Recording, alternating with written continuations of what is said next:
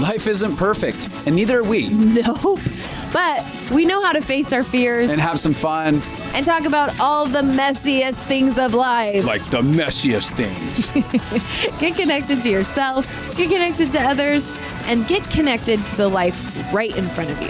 This is The Connected Life with Justin and Abby. That's me. That's you. And you. Hey, Connected Life fam. We are back again with our favorite couple in the entire world. Sorry to all the other couples. It's Jonny and Pietze. Aw. We love you guys so much. We finally made it.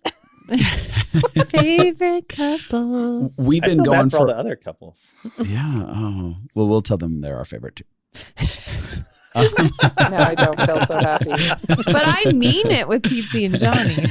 Well, yeah. I mean, they are family. Yeah. They are our family. Speaking of family, we've been having family conversations. If you haven't been listening along, these have been conversations about regulating and building a healthy whole family where you can relate to to your spouse, to yourself, to your kids, to your friends, learning how to actually manage and regulate your own emotions and really be able to understand yourself. So it's been a cool series of conversations that we've been having. And before we get started, if you have been listening along, right now, Pathway to Freedom is happening. It's our course. If you've heard about it in here, you know what it is. It's all about dealing with your triggers and figuring out how your emotions are actually trying to heal you. They're actually an invitation to healing inside of your life. And that course was shot with Abby and Pietze. And Abby, Pietze, and Jonny are doing all the live content that's going to be happening throughout it. And it's really cool watching them all connect together. So for those of you who have wanted to participate in that or want to participate in our Life Consulting Masterclass, it is a prerequisite to our Life Consulting Masterclass, our 10-month-long class that takes people on a journey of learning how to not only do what we do, but actually get radical personal transformation so they can lead people through the process. And so August 16th, Pathway to Freedom is up and rolling. And then January 1st is when ultimately Life Consulting Masterclass starts. And that'll be 10 months of a really cool experience. But for those of you who don't know, in the show notes below, if you want to actually see what Life Consulting Masterclass looks like practically, we have a free video that you can click on the link there. It'll take you to a live session that we had in a validation mini conference that we did within the school. And you're going to be able to get a feel for what the students are experiencing and also, get a better idea if you want to go apply. And so if you want to sign up for Pathway to Freedom and apply to LCMC, you can go ahead to Justin and Abby, that's abi.com, and you can go ahead and click on the link for either Pathway to Freedom or Life Consulting Masterclass, and you can go ahead and get signed up with us. It's going to be a really cool year this next year because we have revamped the school even further. Abby and Rachel, one of our master consultants, have done crazy deep dives in really fine-tuning stuff. So It's true. It is true. I feel so excited. I think it's going to be our best year yet. I do think too. people are going to have the most life transformation in 1 year that they could get. Yeah, it's been fun watching even the new developments that we implemented this year and how people are responding. And we're like, we're fine tuning all the little pieces of it. So it's really cool. With that said, we are talking today about acceptance. Life sometimes smacks you in the face with a giant cherry pie. I wish Or it a was rotten that good. fish. Or a bag Russian of rocks. or a bag of rocks. You just get hit so hard and you're like, what is happening? And oftentimes there's a lot of resistance to the realities of the circumstances that are set before us. But we're going to get into the power of acceptance and how that can transform even the way that we approach and experience life ups and downs. Yep. Yeah. I mean, I Yep. I feel excited about this subject because I think acceptance is probably one of my most life-changing concepts that I've dug into in the last handful of years. Like it's been the thing that's kind of actually changed a lot for me internally. And really, I think it came out of this revelation of realizing that, as a society, we are obsessed with control. Yeah. Like, and we've been able to control more. We can, Well, and terrified of not having control. Totally. Not just obsessed with having the control, but the fear of being out of control is so intense. huge. Yeah. Yeah. And it's really how we've developed as a society, but if you go back even 100 years, to people homesteading, so much of your life was out of your control. So much of how you had to survive and stay resilient emotionally was through the power of acceptance. Yeah. You couldn't control the weather. You couldn't control if disease happened. You didn't have medications like we have now. You don't have. You couldn't control marauders just pillaging your entire farm. Whatever marauders are. Hell to me. I don't even know what that is. But, but the thing is that without acceptance, like where there's a lack of acceptance, there's then desperation. Like when you don't have acceptance, you have desperation. And when you have desperation, then you go into forms of control. Yeah. And I learned this saying and it kind of changed my life, which is pain plus acceptance or pain plus resistance equals suffering.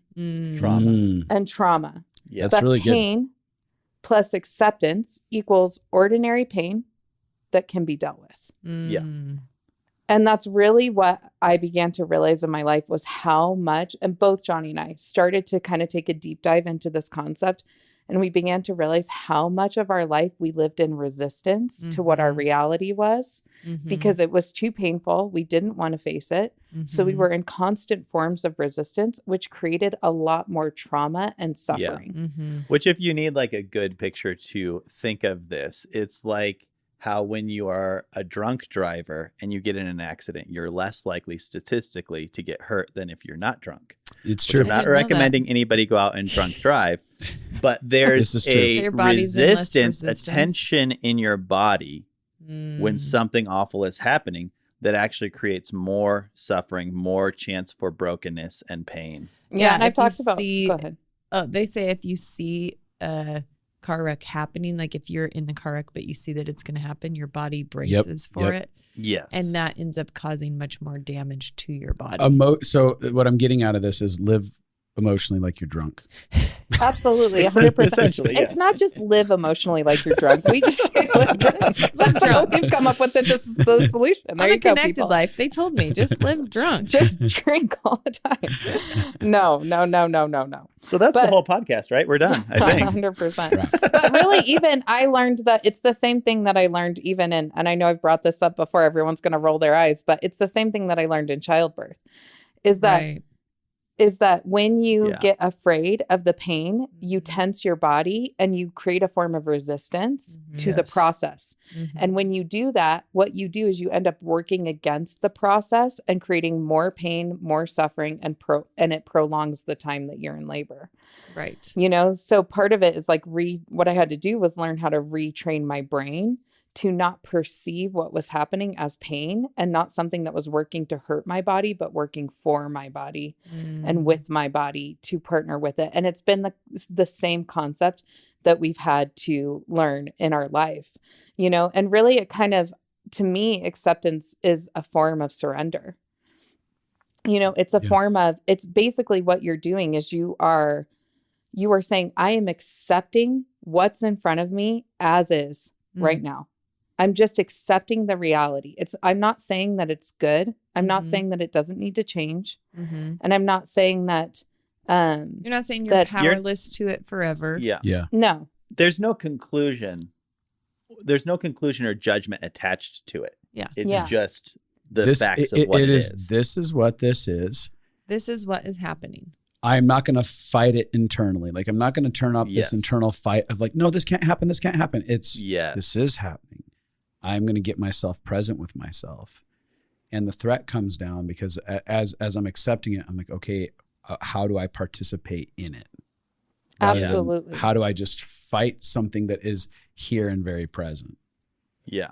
Absolutely. Well, and I think all of the couples who I counsel who are listening to the podcast will be laughing because I push them on this all the time, which is you need to actually make peace with the fact that your relationship, like if you're in a married relationship and it's not going well, there's a step that you have to take where you change and accept where it's at. Like, okay, it is hard.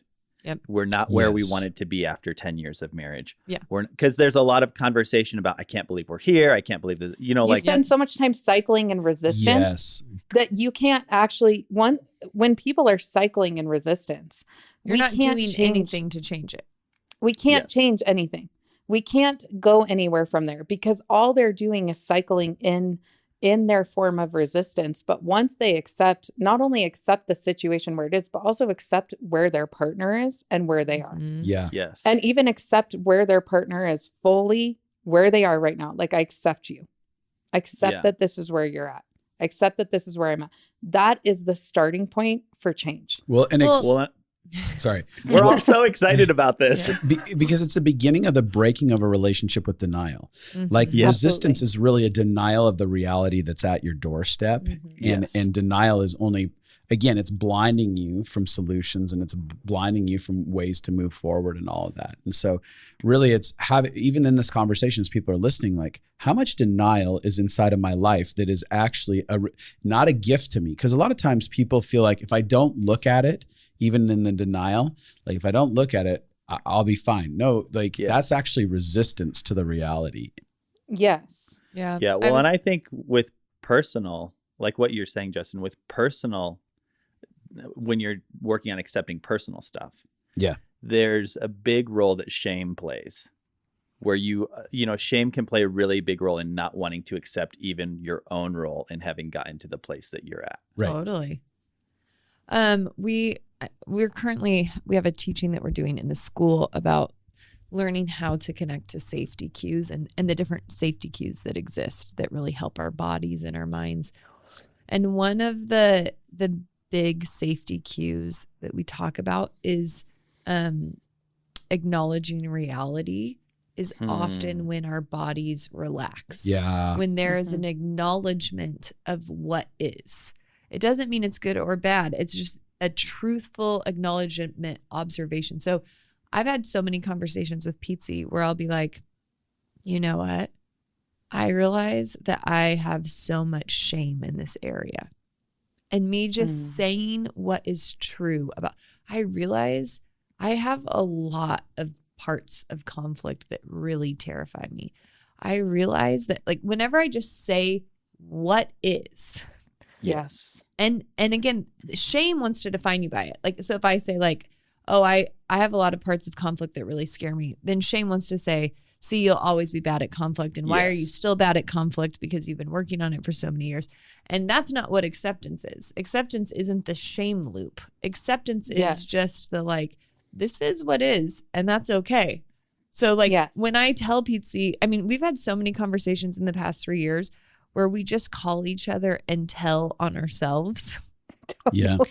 And it's like, and then I have to say, I am a part of this bad cycle in our marriage.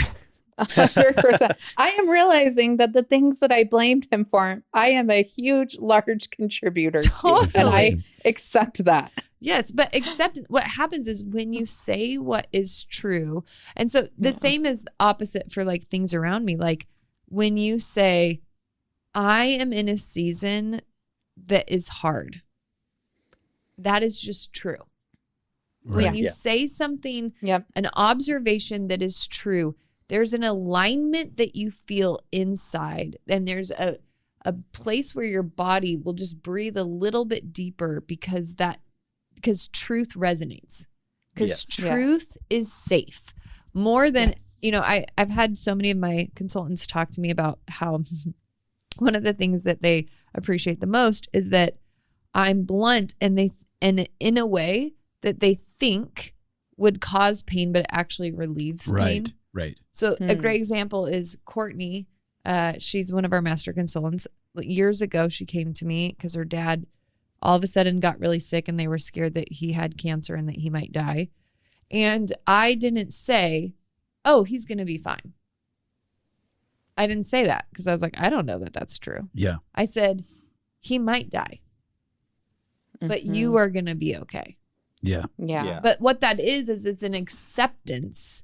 Yes. Of what's happening instead of the resistance. Because if I would have told her, no, your dad's going to be fine. This isn't going to be a problem. Don't worry. It's all going to work out. Her brain will tell her that she doesn't fully believe that that's true. Yeah. And when our brains are telling us that what we're saying isn't fully true, we have dissonance inside of ourselves. Which creates chaos. Mm-hmm. Yeah, it creates chaos and it keeps us in a cycle of chaos. And I realized one of the things that I uncovered in therapy for me personally in the last couple of years is when I would come into a session with stuck in fight or flight, ruminating, looping, in high anxiety. Yep. What I would uncover is that it wasn't actually the fear of the situation itself. It was that my brain was looping because I couldn't figure out how to figure it out. Yeah. And the reason I couldn't figure out how to figure it out or what I was going to do with it or how I was going to handle it is because I was in a form of resistance. Yeah. Yeah. And I actually needed to start with acceptance. And once I just accepted it, then actually from there, it alleviated the suffering that I was feeling, the looping. And then when the situation came and I had to deal with it in a different way. I could handle it in a different way because there wasn't that form. Resistance inside of us is like a brick wall. Mm-hmm. Yeah. And so when situations come and we have resistance, it's like getting punched. It's like hitting that brick wall inside of us over and over and over again. And what acceptance does is it dissolves that wall so that we can move through the situation. Yeah. We can work with the situation. And we find that actually like so much of the battle going on in our mind, we actually is either based in the past, the pain of the past, or the fear of the future. Mm-hmm. Yeah. And what acceptance does is it brings you right into the very moment right in front of you. Yeah. And there is grace for the very moment right around you, right in front of you, right here. Yeah. But there's not grace in the past and there's not grace in the future. Yeah. You know? Especially because when you're in the past or the future, you take your brain and try and troubleshoot things that either haven't happened or can't be changed. Yeah. Right. Yeah. And so your brain is ruminating in those spaces that actually because they don't bring a current solution. Never will they bring that current solution. So you've literally taken all of your brain energy and capacity and put them into scenarios that are done or may never happen. And so now all of a sudden, like you're so dissociated from the moment at hand that you can't actually tend to it. Yeah, absolutely. I was thinking about this emotional experience as we're talking about it. And I was thinking about our marriage. Yeah. And when we got married, Justin had so much panic about conflict. There was not an acceptance that conflict happens and that it will happen and that it'll happen regularly. So when we would start, that's a good example. When we would start heading towards conflict, he would throw up that wall. No. Instead of accepting, this is normal. This is what's going to happen.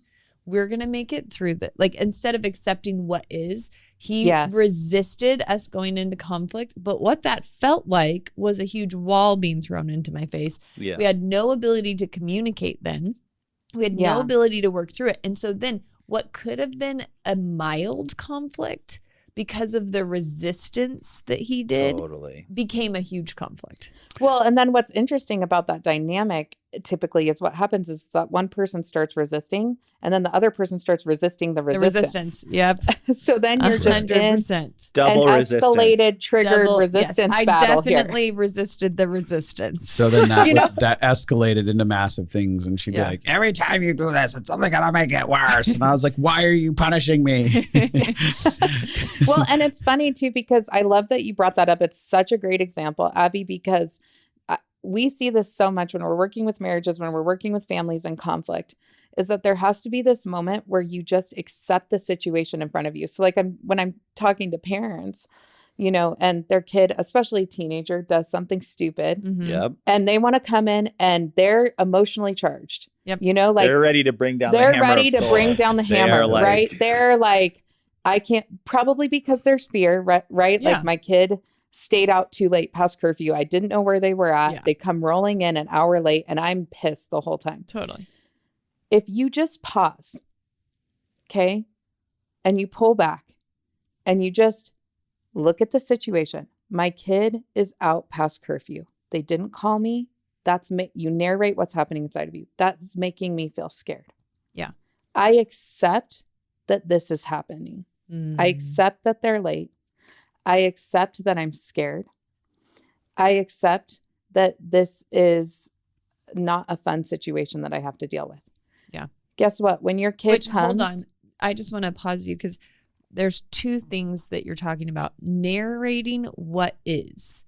That's another form of agreeing with what reality is. And so much of our pain comes from like, our parents are angry, but they say they're not angry. Like when there's dissonance in reality. So that's why acceptance lines you up with the truth of what reality is. It takes you out of resistance, which takes you out of kind of like being at war within yourself, but just narrating. And I have done this before. Like, okay, I am in a conflict with Justin. That is what is happening. Yes. We are working through things. It is hard. That is what is happening.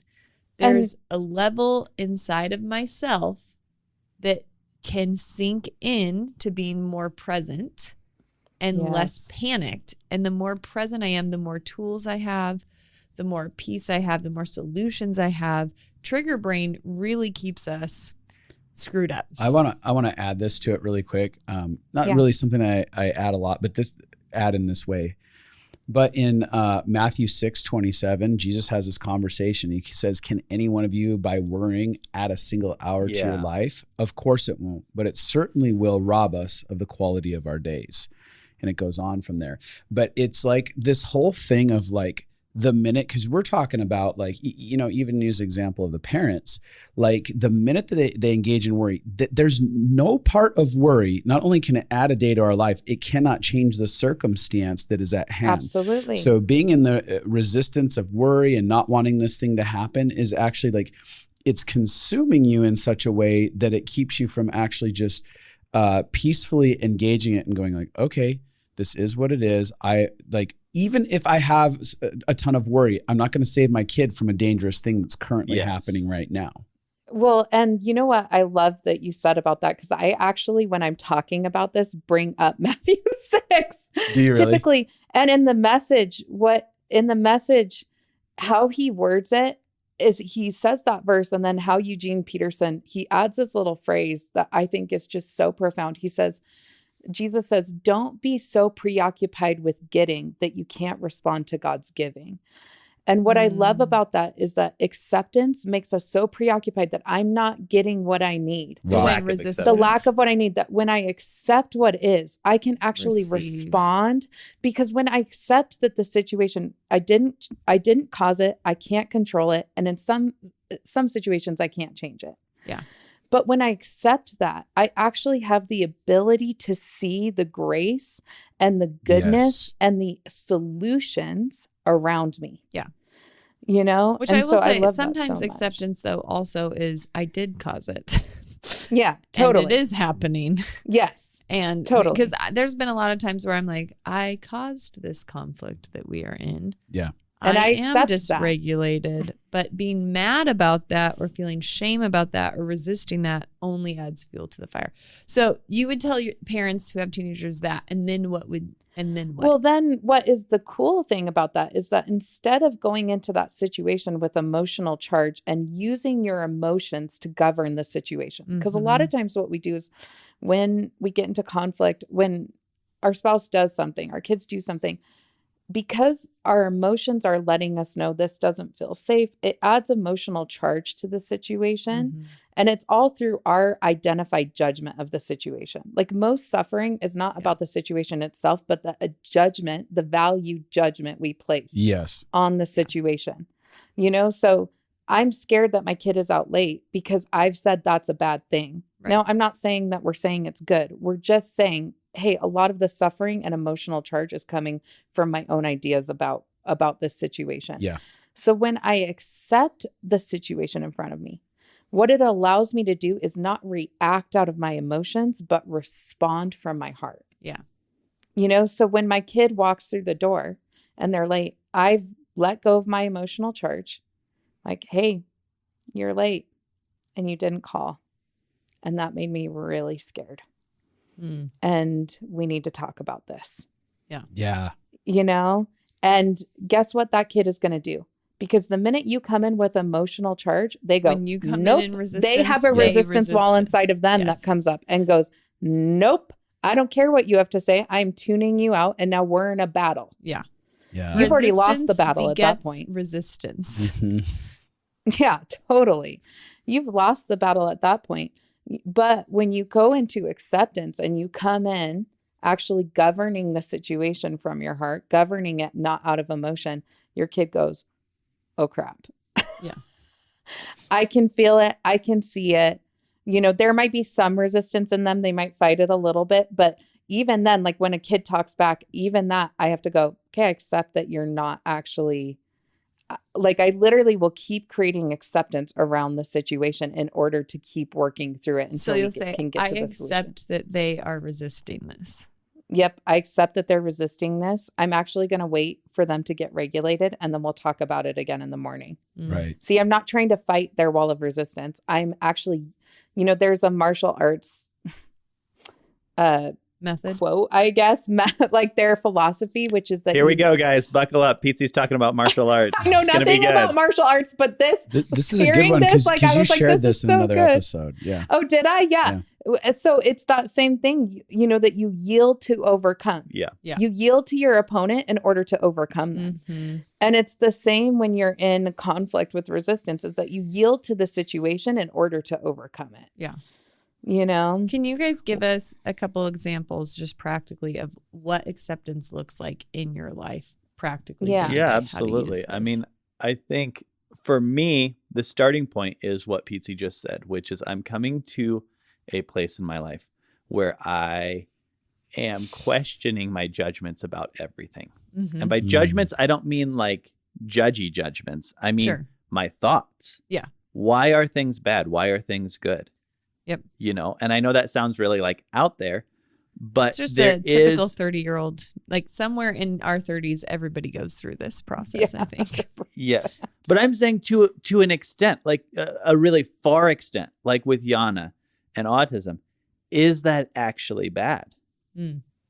Is that actually a problem that needs a solution? And even things like, say you get in a car accident, say you have trouble in your marriage, there is a judgment that has been made about everything in your life. If you had a parent who struggled with body issues, there's judgments there. It's creating resistance, not acceptance. And so for me, a lot of the journey has been choosing to reframe how I think about everything.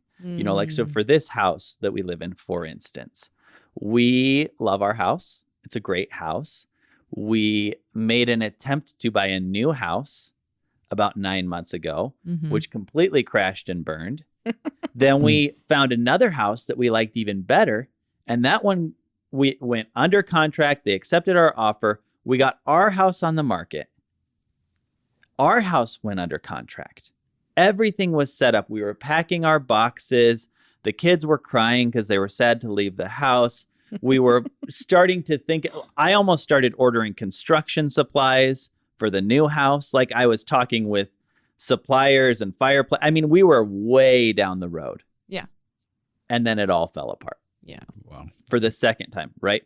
And so now we're stuck in this house that the living room's too small, the backyard's too small. We can't fit a trampoline. A lot of good things about our house, right? A lot of people would wish they could own a house like our house. Problems, right? These are first world problems. But we were really broken yeah. about this situation. Like, what are we going to do here? And the journey of acceptance for me started with questioning, why am I so upset that I have to stay in this really nice house? Like just that question, like, is that really bad? I know that my living room is smaller than I'd like it to be. But the judgment that I'm making, because I had started, and I know a lot of people, we did this when we move. We do this. I do this so much. Once I make a decision of something that's changing in my life, I start judging really heavily the thing that I'm getting out of. Yep, 100%. Right? Like if you're moving to a different state, we moved from Wisconsin back home to go from Colorado. one church to another. You judge all the people in that little church. You start judging, oh my gosh, Wisconsin's the worst. The clouds are the worst. I hate cloudy weather. I hate snow. I hate all these things, blah, blah, blah. Right? And for me with the house, the starting point was questioning my own judgments. So good. Why do I hate this beautiful house that I live in? And then from there, the next step that I take is that I start intentionally looking for the good. What are all the things that I actually like about this house? Maybe even make a list. Well, I love the neighborhood we live in. I love, on and on it goes.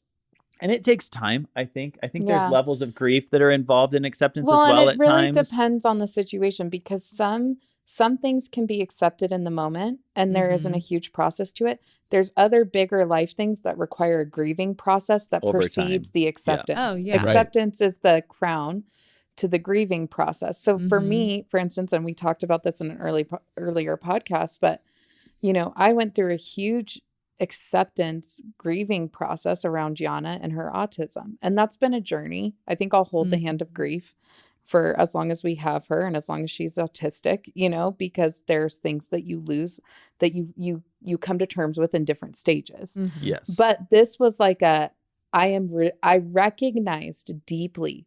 It started with, I started to feel depression. I was like, why am I depressed? I couldn't figure it out. And I started to realize it was because I was in deep resistance to my reality and to my life. And I was just moving off it. We can just fix it we can hire this doctor and we can do this therapy. And all of it was a form of resistance. And what it took is I had to first allow myself to grieve. I had to allow myself to just actually get in touch with the reality that I was sad and that this was hard and I was scared. I was really scared.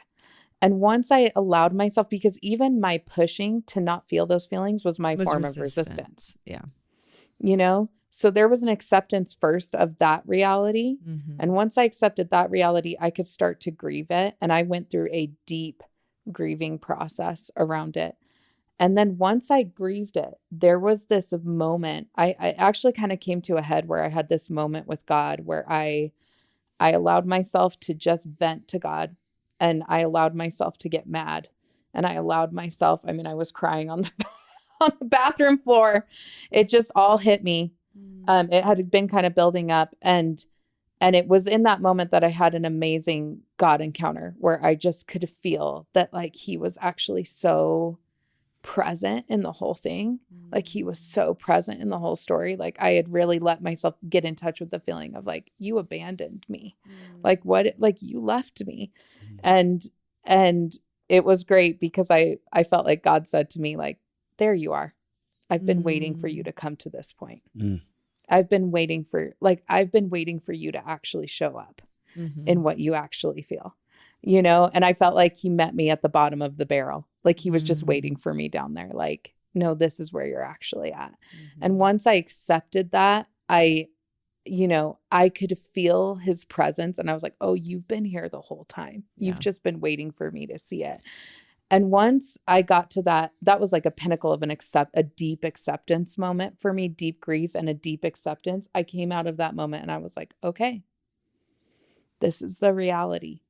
And I don't know I don't know if this will ever change. I don't know if I'll have a child living with me for the rest of my life and be a caretaker.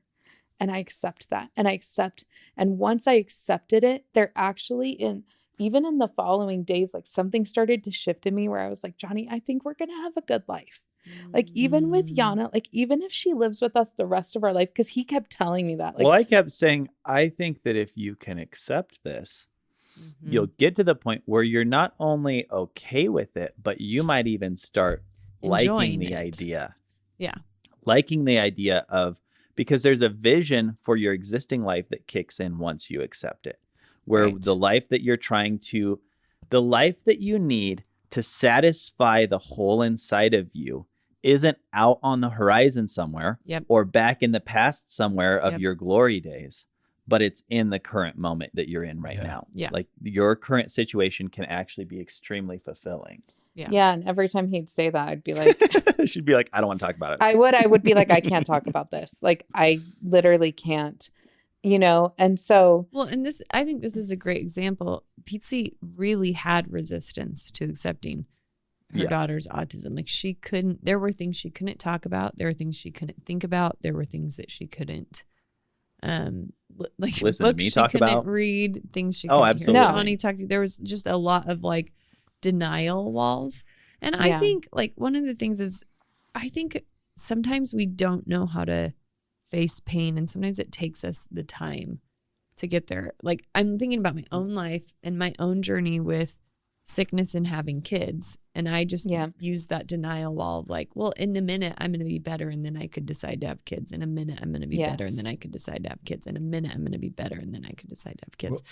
And I remember the process for me of having to let go of that denial wall that I kept holding on to and accept like I may not actually get better in time for me to have kids. And I may not have kids.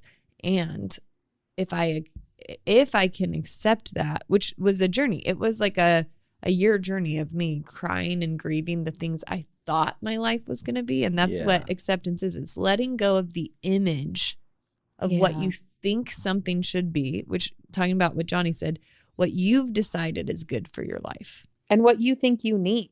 And what you think you need to be fulfilled, letting go of that image, that surrender process, so that you can embrace what is, so that you can find what makes you come up. And so then when I let go of the resistance, then I could engage what are the ways that my life could be full and that I could come alive if I never have kids that I birth. What are all the ways that, and that opened me up to new possibilities. And I think that resistance closes the door to possibilities because you're like, no, nothing will satisfy me. Nothing will help me except this one thing that I'm saying. Where surrender and acceptance says, if it's different than I thought, what is the good that I can love about this? Well, let me add this, because one of the things that's buried deep down in the midst of denial is a false sense of hope. Yeah. Yes. Right. False hope is at the center of denial because there's this illusion of hope that if I deny the reality of what's in front of me right now, then I still have a chance to change it. Yes. But if I accept the reality, then there's no hope of this thing changing. That's the lie that we believe as people. Instead of going like, no, my doorway to hope is acceptance. If I can accept what's here, then I can participate in solutions, growth, development, alternate opportunities, like whatever it is. That's where hope exists, is in the acceptance of what's currently in front of us. I love that. I don't think that hope requires. I don't think hope requires fixing the problem. Correct. But I think we think that it requires fixing the problem. Yes. Correct.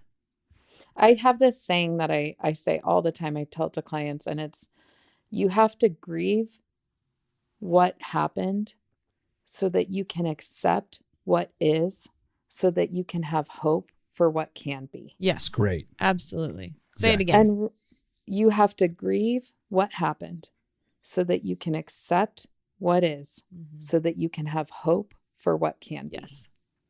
Boy, put that thing on a freaking cat poster. That's a good one right there. Yes. Dingling me with my quotes. Well, I was thinking about this with sickness for me because I had to go in the same process. I had always been like, no, I'm about to get better. I'm about to get better. I'm about to get better. Yeah. And I had to accept, like, what if I don't get better? Like, what if this is actually, and that, what people do is they normally take that form of acceptance into hopelessness. Yeah. I'll never get better. So what you're telling me is that I have to accept that I'll be miserable the rest of my life. And that's actually not what we're talking about. No, it's not. When I accepted, I don't know how long I'll be sick for, and I don't know how long my health battles will go for. Then I could say, so what do I do to come alive while this is happening? Yes. Yeah. What do I do to help support my body while this is happening? If I let go of the, like, it's almost like, holding on so tight to like, I just need to be better.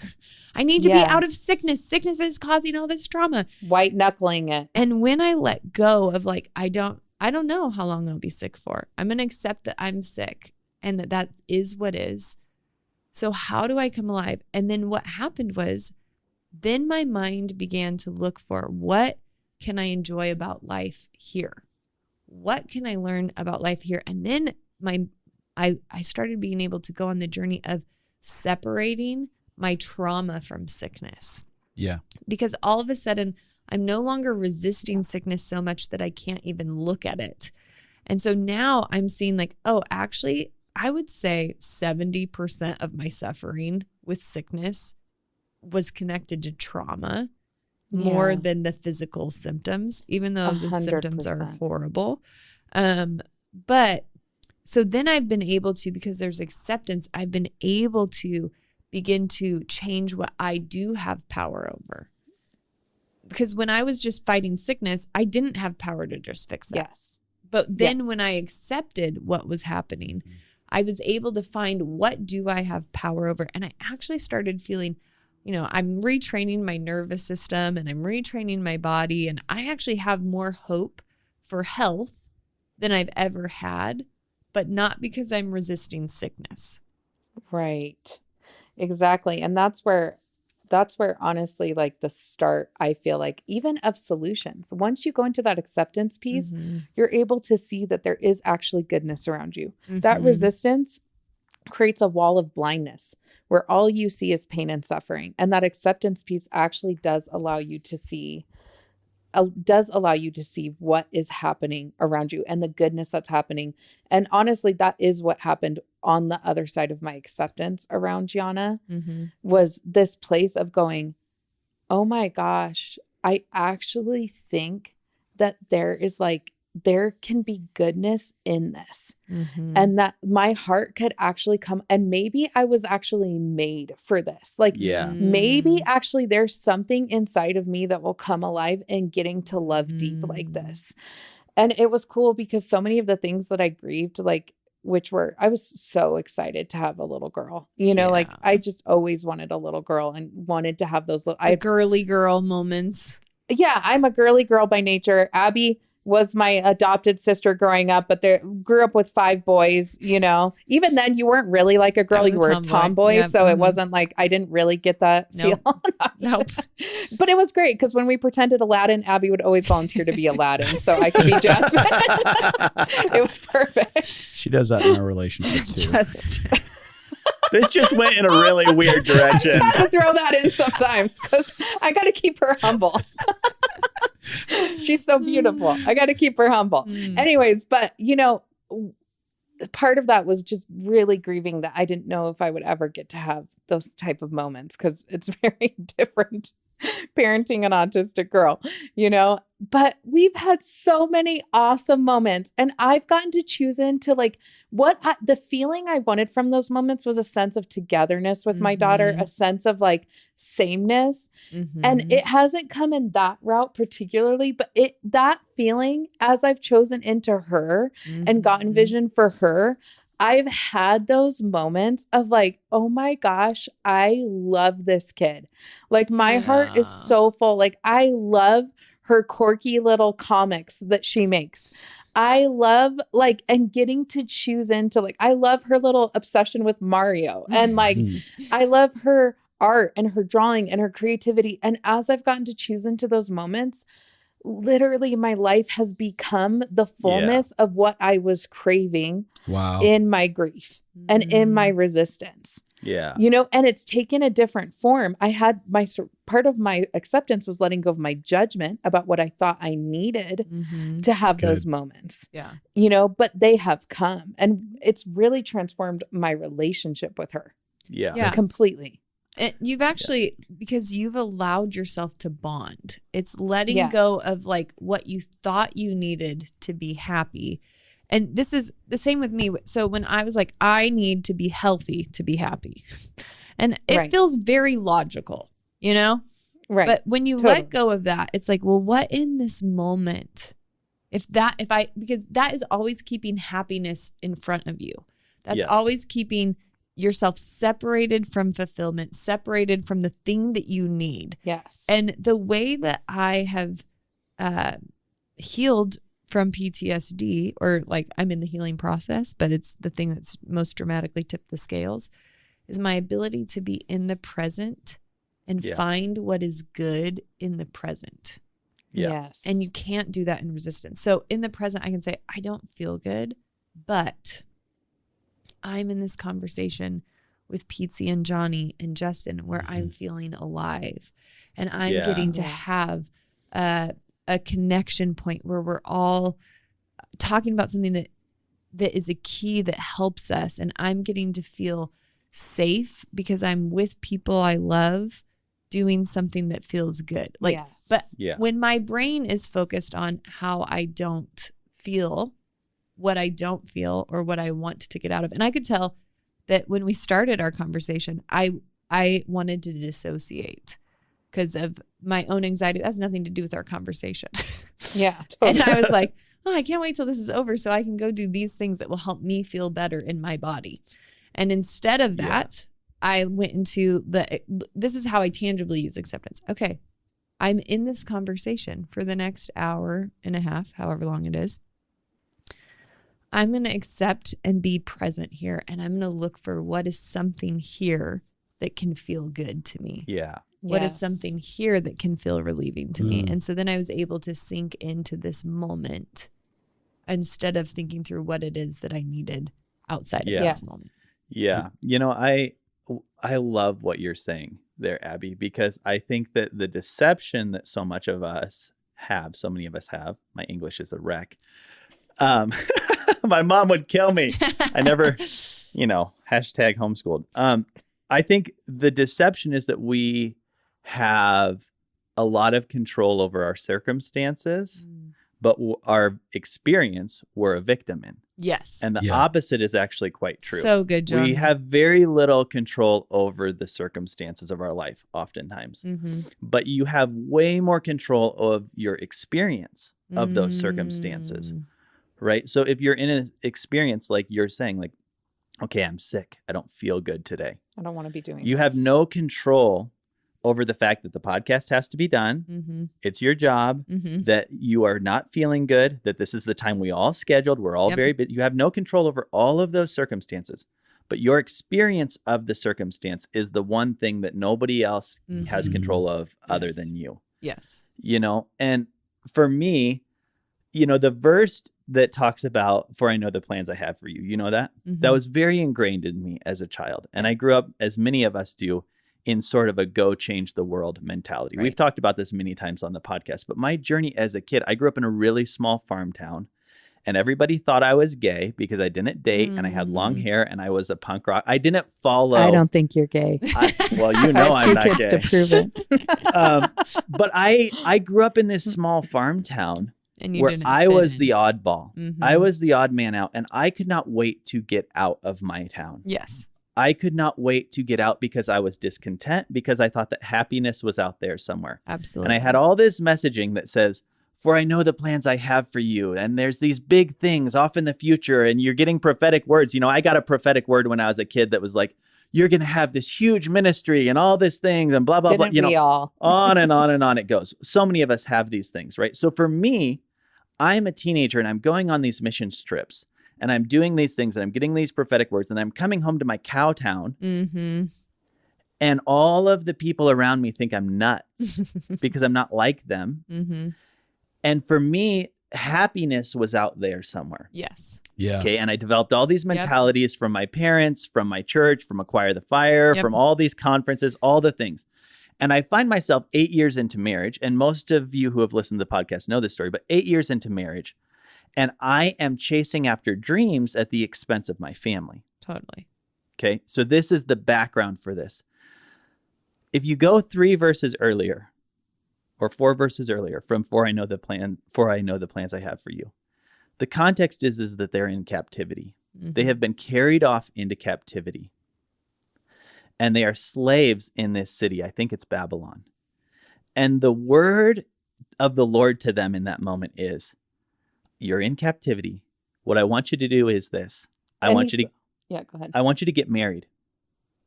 I want you to have kids. I want you to get your kids married. Okay, so automatically we're talking like, okay, we're looking at the Lord is saying here. We're going to be in captivity for generations here. Right. Like this is what the Lord is saying in this moment. And then he said, I want you to plant gardens. I want you to pray for the welfare of the city in which I have sent you to. Pray for the welfare of the place in which you're in captivity. For in its welfare is your welfare. And then the next verse is, for I know the plans I have for you, says the Lord. They're plans to give you hope and a future. And for me, the journey of acceptance is dismantling the lie that there is this big thing out there that is going to make me happy. And choosing into planting a garden in this moment in my life, right? And I have, then the journey after that for me of acceptance started looking like, well, maybe my purpose in life is to be a really good dad. Maybe that's my purpose in life. So I go down that road a couple more years. And 2 days ago, I'm in the garage getting an ice cream sandwich.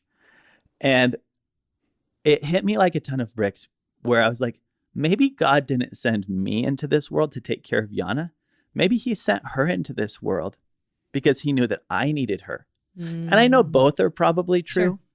But there is this deep level of acceptance and surrender to your life where you can actually accept the place in which you have been taken into captivity to the degree that you're not gritting your teeth through it, but that you actually choose, I'm going to make a home here until I move on, until freedom comes, until I am delivered from the captivity in which I am in my body. Maybe you feel captive in your body. Maybe you feel captive in your marriage. Maybe you feel captive in different areas.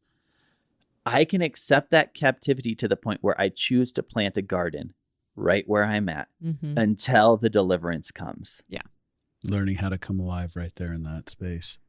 You know, I think that is, I've watched that with people. That was really good, Jonny. I've watched where people are bound by bitterness and resentment because they won't accept the circumstance at hand. Like I had a friend who, her sister was in a car wreck and basically made her a vegetable.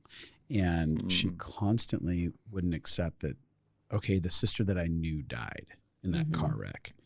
And what that perpetuated was that suffering that turned into bitterness and resentment. So you could sit in your circumstance and be bitter and resentful towards your kids, towards I have these kids, and I'm not pursuing these things that I thought I wanted to pursue. And really that devours us. It devours our quality of life, ourselves. This bitterness and resentment builds. We're angry at it. But the anger, like I walked her through a process where I was like, it's time to, in your heart, bury the sister that you knew and let her die. And let this new sister that's here in the circumstance here be available to you. And she actually started to embrace it and accept it. And the anger and the bitterness and resentment that was actually like devouring her soul starts disappearing. And then she's embracing and loving on her sister and just going, this is where it's at, with hope inside of her that there could be healing, but just like, this is what it is right now. And to me, it's such a big game changer, what you're talking about for anyone who's listening, because there are people that could be listening right now who they're so hating their life, and it's all because they've been unwilling to accept the circumstance that is. And bitterness and resentment are at the core of that. It's devouring them because they won't allow the adjustment to happen. And like we've been saying through the entire podcast up to this point, it's like when we accept our reality, all of a sudden, like the whole game changes. Yeah. Well, yeah. I mean, I think I love what you're saying, even with your client there, because what's happening in that moment is that she is not being present in her life. Right. There is goodness in today. There's goodness in this moment. Even what Abby said about today in this podcast, she would have missed the goodness of this connection that the four of us are sharing. Absolutely. Because of her resistance, And I've seen this even in clients. I have a client whose father has what is it when your brain, you start forgetting things? Alzheimer's. Yeah. And he didn't, there's a pulling away that was happening because his dad was not the same. Right. Right. And there's this resistance. But as I walked him through the journey of accepting it, he's now wanting to spend more time with his dad, be around more, because the resistance goes away and he can actually enjoy the goodness of the season that is, not trying to get back to a season that was. Yep. It's really good. This is hard to put in practice. I do just want to say one more time, because I used to try this acceptance surrender and I would go into hopelessness about my entire story. Like, okay, then I'm just not going to have kids. And that means none of my desires matter. And that means I'll never get anything I want. And like those kinds of thoughts are not what we are talking about. That's the voice of hopelessness. Yeah. And it probably means you need to grieve more. Yeah. Yes. If that's coming up, you probably actually need to get in touch with the pain that's underneath. Yeah. You know? And so when I talk about acceptance, there's a thing of like, I could be sick for who knows how long, but also I'm no longer thinking outside of the present.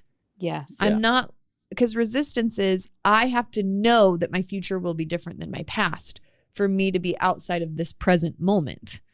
That's how I'll be okay. And so what we're saying is to let go of the needing of the thing that you think you need to be okay. Yeah. And to accept what currently is. So it's not that I now think I will be sick the rest of my life, because that would be really hard. If I was every day thinking that would traumatize me. Yeah. That, I will never be, there'll never be any. Yeah. Instead, it's letting go of even the like, I don't know what the future holds. What is it right now? And Paul Young used to tell us all the time, like, don't future trip. You don't have grace for the future. You don't have grace. And I was like, yeah. But what do I do to deal with this stuff? Yeah. But like, I don't. And he talked about being present, and we've known him now for 15 years. Yeah. And I am just starting to understand how when you are in the present, when you accept what is in the present, you actually have access to so much grace, so much goodness, so much healing. And that when you go into the future with your brain of, well, how long is this going to last? That was half my trauma and sickness, was I would feel pain and my brain would go, what if this pain lasts forever? Yep. And that would cause me more trauma than the actual pain was causing me. Yeah. Like the actual pain sucked. But the idea of that pain for my whole life could cripple me. Yeah. Yes. And so it's letting go of defining our whole life. So acceptance isn't, this is what it'll be forever. Acceptance is, this is what it is now. I don't know how long it will be this way. How do I come alive right here? Yeah. It's planting a garden right where you're at in captivity. Still hoping for the deliverance. Still believing for the deliverance, but choosing to plant a garden while you wait. Mm-hmm. Yeah. This has been so good, you guys. I want to give you guys homework who are listening right now, because like, I think that when we hear conversations like this, homework helps create an activation step inside of this. And one thing that I want you to do is write down 3 to 5 things that you feel like you're resisting inside of your life. You're in denial about, you've resisted. And then after writing down what you believe you've been resisting, I want you to write down like, what could life be like right now if you entered into a sense of acceptance of that reality? How could it feel? How could you approach it differently? And with that said, Pietze was talking earlier about the sense of grief. Like, is there something that I'm unwilling to accept this thing? Does that mean that I have to really grieve my experience further and take time to maybe participate in some grief? And the very last thing is we've been having people email us telling us that they have been gathering around together, listening weekly to the Connected Life, like with groups of friends, and then having full discussion forums about it and how they relate. Yeah. And so I was like, I should talk to the podcast listeners about this. Like, if you haven't yet, I think that that's a great way for you to grow in development, because even in our courses where we do like the immersion program or LCMC, the reason people are getting such drastic change inside of their lives, they're doing it with people. And so these conversations that you're listening to, they can be bobbling around in your head, and maybe you try and share them with people, but you don't get the full experience as if you went like hey, we're going to have a weekly listen party. And then we're going to sit down and really chew on like, how did I resonate with that? Where are things that like I need to grow in these areas and stuff? And it's a deeply bonding experience. There's a lot of vulnerability and intimacy inside of that. And then there's a lot of ahas, and you realize, oh, I'm not alone, because I just said like, oh yeah, I struggle with this. And the 5 other people in the room were like, oh my gosh, the exact same things going on for me. These are powerful conversation starters and relationship builders. So I'd suggest you start initiating that. And yeah, it's a good time to hang out. Not much time left to sign up for the Pathway to Freedom, but make a choice that will change your life. Like this choice changed me and Pietze's entire trajectory, and changed their marriage and changed our marriage. We've had so much. The concepts in this course can radically affect your whole world. It is so worth it to buy into a 3-month program that can shift everything for you. Yes. So with that said, Jonny and Pietze, this has been a great conversation. Again, all these talks we've had with you guys, I've been being like challenged and healed inside of myself inside of these conversations. I was like, oh yeah, there's multiple things that I need to go like accept internally and stuff like that. No, I was literally doing it while we were on the call. I was like, I accept this is happening right now. I accept this is happening right now. There's something even just to saying the words. Yes. I accept that these people are frustrated with me for a reason that isn't true.